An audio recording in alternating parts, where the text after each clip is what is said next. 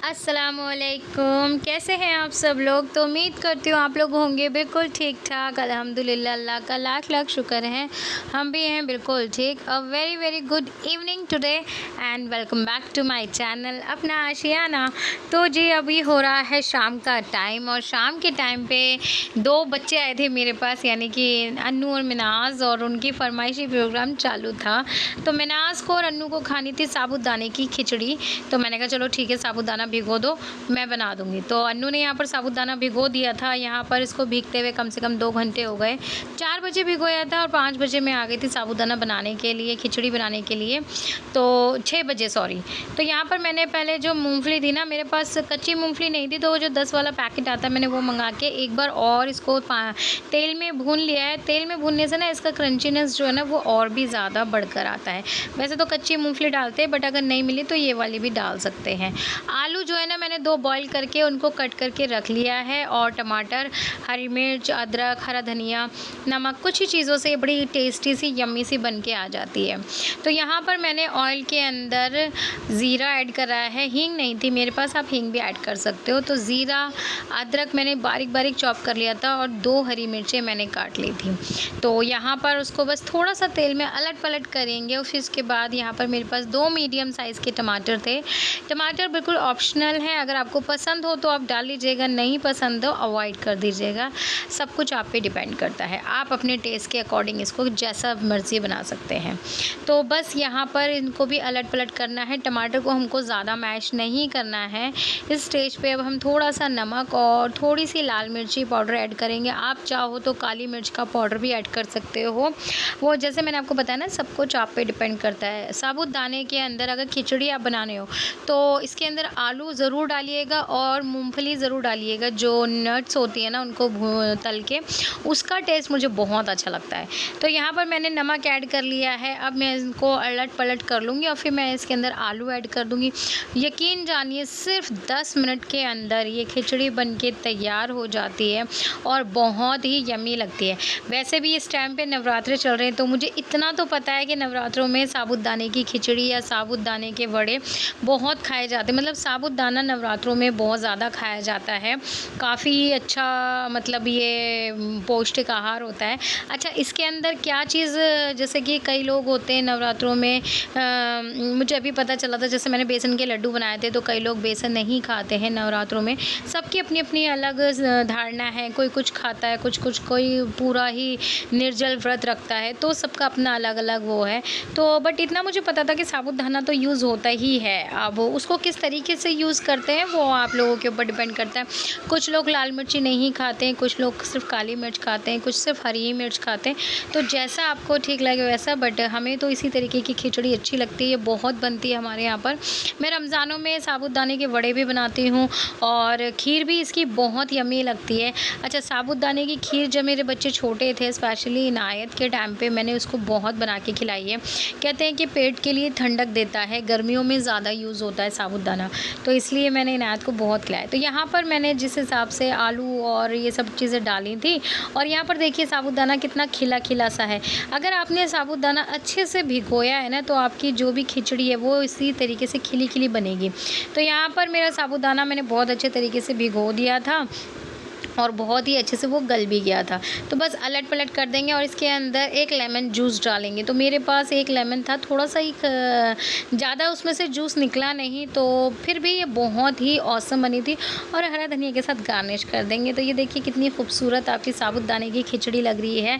पता है, साबूदाने की खिचड़ी जब मेरा सुपा का पीरियड था ना, होम साइंस का पीरियड था, जब मैं 10th में थी, तो मैं वहाँ पर साबूदाने की खिचड़ी ही बनाई थी मैंने अपने होम साइंस के पीरियड में, और मुझे 10 में से 10 मार्क्स भी मिले थे, क्योंकि खिचड़ी बहुत अच्छी थी। और खाने में तो हमारा क्या जवाब नहीं था, वो तो मैडम ने मुझे ऑप्शन ही बहुत कम दिए थे, वरना तो मैं पता नहीं क्या क्या बना देती वहाँ पर।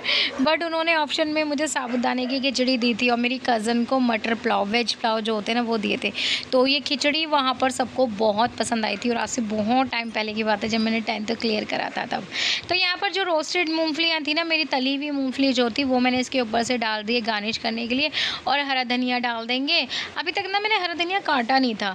तो यहाँ पर मैं अपने शाम के नाश्ते की तैयारी कर रही हूँ और आज मेरे बच्चों को जाना है बर्थडे पार्टी में, तो मैं उनको भी तैयार करूँगी। 2 भुक्कड़ बैठे हुए ही हैं, यानी कि अन्नू मिनाज, वो ऊपर जाके बैठे कि बापी कब बनाओगी? तो मैंने कहा ऐसा है, मैंने 7 बजे का वादा करा था, ज़्यादा जल्दी और तो खुद आके ले जाओ। तो अन्नू को तो सब्र ही नहीं हुआ, वो आई कहती बाजी मैं तो लेके जा रही हूँ अपने और मिनाज के लिए, आप जल्दी आ जाओ ऊपर। तो यहाँ पर इनायत को मैं रेडी कर, अल्फिया ऑलमोस्ट रेडी हो गए हैं, इनायत को मैं कर रही हूँ। और व्लॉग लेट आने की वजह यही है कि अल्फिया और इनायत की हो रही है तबीयत ख़राब, उनको कोल्ड हो रखा है, खांसी बहुत हो रखी है उनको। तो बस इसी वजह से बच्चे जब थोड़े से ऐसे हो जाते हैं ना, वो मम्मा गर्ल्स हो जाती हैं। जब बच्चे बीमार होते तो उन्हें मम्मा चाहिए होती, तो बस ये मेरे भी दोनों बच्चों को मैं चाहिए हूँ। हालाँकि मैं तो घर में हूँ, यही दोनों घर में नहीं दिख रही हैं, दौड़े छूटे गप्पू के पास। गप्पू यानी कि अन्नू की बेटी जो है ना, वो तबर्रुक है हमारे घर का, वो सब में बढ़ जाता है तबर्रुक की तरह। जैसे सिन्नी नहीं बढ़ती था वो ऐसे बढ़ जाती है, क्योंकि ओनू, तहज़ीब, इनायत, अल्फिया चारों उसके ऊपर लदे हुए होते हैं कि हमें दे दो, हमें दे दो। मैंने कहा अन्नू तुम्हारी बेटी ना हो गई, तबर्रुक हो गया कुछ, यूँ ही बढ़ती रहती है कि हाँ भाई जी। और वो है भी बहुत प्यारी, मेरा मन करता है मैं उसको अपने पास रख लूँ। बच्चे सोचते हैं हम उसे गोद में लेके फिर, और अन्नू की बेटी इतनी इंडिपेंडेंट है, वो सोचते हैं मैं क्यों इन लोगों की गोदों में आऊँ, मैं तो अच्छा खासा बड़ा बच्चा हूँ। तो बस और नानू को सोचते हैं वो मेरे पास आ जाए। तो बस गप्पू के यही राज हैं, उनको सब अपने पास बुलाने की कोशिश करते रहते हैं। यहाँ पर मैंने इनायत को बहुत अच्छे से सजा दिया है, संवार दिया है।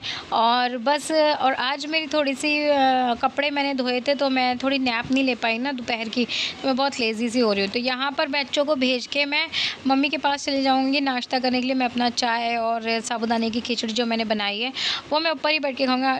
हमारा प्लान तो था कि हम अपने घर पे ही बैठ के खाएंगे और इन्जॉय करेंगे, बट अन्नू मिनाज ने कहा नहीं बापी आप ऊपर आ जाओ, हम तो अभी थोड़ी देर पहले गए, क्योंकि अन्नू मिनाज दोपहर में 3 बजे आ गए थे और 4 बजे गए थे कि बापी आप थोड़ी देर सो लो।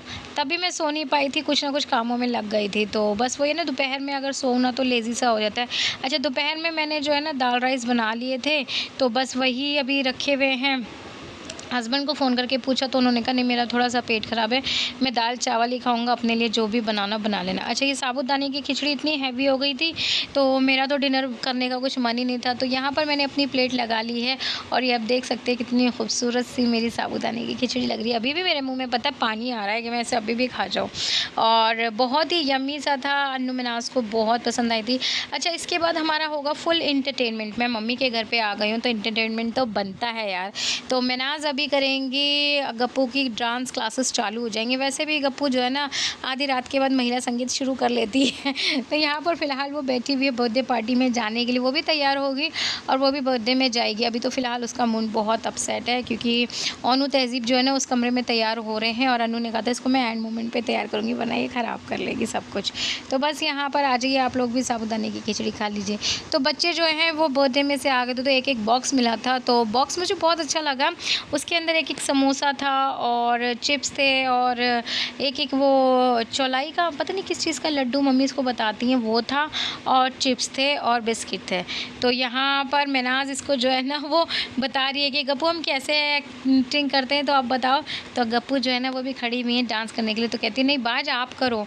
तो मिनाज भी इनके आगे झुक जाती हैं। अब आप सुनिएगा इनकी जो ना ओरिजिनल आवाज़ में सुनाती हूँ गप्पू का और मिनाज का इंटरटेनमेंट। करो करो गप्पू कैसे, इनके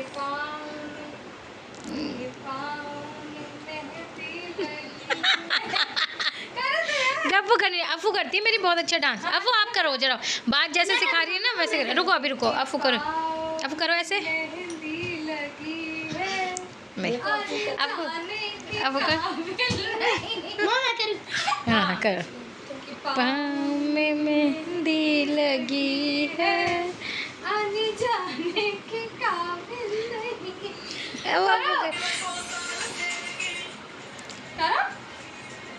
अब नहीं करना होगा, अब नहीं करना होगा इनको। कल पूरी रात चलो बाज बाज फिकर। इनके पाँव में मेहंदी लगी है। बस हंसना है, हम हंसे। हाँ हाँ जी हाँ जी, आज तुम भी करो ना। आपको करके दिखाइए, इनके पाँव में मेहंदी लगी करके दिखाओ। अच्छा जी, तो घर से आने के बाद अभी आप लोगों ने देखा मनाज़ की और आयज़ा की मस्ती, अल्फ़िया, इनायत सब मस्ती में मस्त हैं। मनाज़ का ये रहता है बच्चों में, इसी तरीके से वो फ़न करती रहती है। तो यहाँ पर आया था फ्लिपकार्ट से कोई बॉक्स। अच्छा, मेरे को मेरे हस्बैंड ने बेवकूफ़ बनाया कि ये फ्रिज के ऊपर रखा था, फ्लिपकार्ट से कोई बॉक्स आया है और मैंने कहा किसका है? कह रहे पता नहीं रखा हो। तो मैंने कहा ऐसे मत खोलो ना यार। कह रहे क्यों? हमारे घर पे आया हम तो खोलेंगे ना। मैंने कहा नहीं यार, ऐसे नहीं करते ना, गंदी बात होती है। कह रहे नहीं, हमें गंदी बात करनी कभी-कभार अच्छी लगती है। तो मुझे उल्लू बना रहे थे। ये आसिफ जी लेकर आए हैं फ्लिपकार्ट से मेरे लिए कुछ सरप्राइज़ था। हालाँकि ये मुझे इतना कुछ ज़्यादा ख़ास नहीं लगा। मुझे इसके वजह से, जैसे मैंने बोला कि अगर आप माइक्रोवेव मंगवा दे, वो सॉरी टोस्टर मंगवा देते तो ज़्यादा अच्छा होता। हमारा टोस्टर जो था ना वो ख़राब हो गया, उसमें पता नहीं कैसे स्पार्किंग हो गई। तो पहले ही लिया था हमने काफ़ी साल, तो उसको पता नहीं क्या हो गया था, उसमें से स्पार्कल जुड़ा। हमने ठीक भी कराया तो वो करंट मारता था। फिर मैंने उठा के ना कबाड़ी को ही दे दिया। तब से अभी तक मैंने टोस्टर लिया ही नहीं। तो मैंने कहा यार ये लिया है आपने, सच तो टोस्टर ले लेते।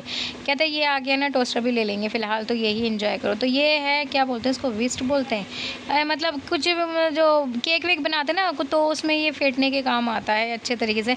इलेक्ट्रॉनिक है, हाँ ये फुल्ली इलेक्ट्रॉनिक मशीन है। तो अब इसमें ये क्यों दिए मुझे नहीं पता। ये गोल वाले तो मुझे पता है कि हाँ भाई, कहने लगे कि तुम केक नहीं बनाती, कोई बात नहीं, जैसे तुम मक्खन निकालती है ना, घी मक्खन में से घी निकालती हो, तो ये बहुत ईज़िली यूज़ हो जाता है और छोटा भी है, ईज़ी भी है। मैंने कहा हाँ ये भी अच्छा है यार, सर्दियों में बड़ी दिक्कत होती है मक्खन निकालने की। मिक्सर जो है ना पूरा गंदा सा हो जाता है, ग्राइंडर, उसको फिर ये करो वो करो। तो यहाँ पर अभी इसे यूज़ करने का मुझे तरीका बता रहे हैं। खैर जो भी चीज़ घर में आई है अच्छा है, अच्छा लगा मुझे। और उस दिन तो हमें इसे अटैच करना नहीं आया था, अगले दिन आसिफ जी ने जाके ऑफिस में सीखा इसे अटैच कैसे करना है, फिर उन्हें अटैच करना आया। तो मुझे फिर उन्होंने कल करके भी बताया कि इसको ना ऐसे अटैच कर लो। तो अब जो मक्खन निकलेगा ना हमारे घर में, घी निकलेगा, इंशाल्लाह इसी मशीन से निकलेगा। चलो जी, अल्लाह हाफ़िज़, टाटा बाय बाय। वीडियो ख़त्म होने वाला है, मुझे पता ही नहीं चला। नेक्स्ट में मुलाकात होगी। अल्लाह हाफ़िज़।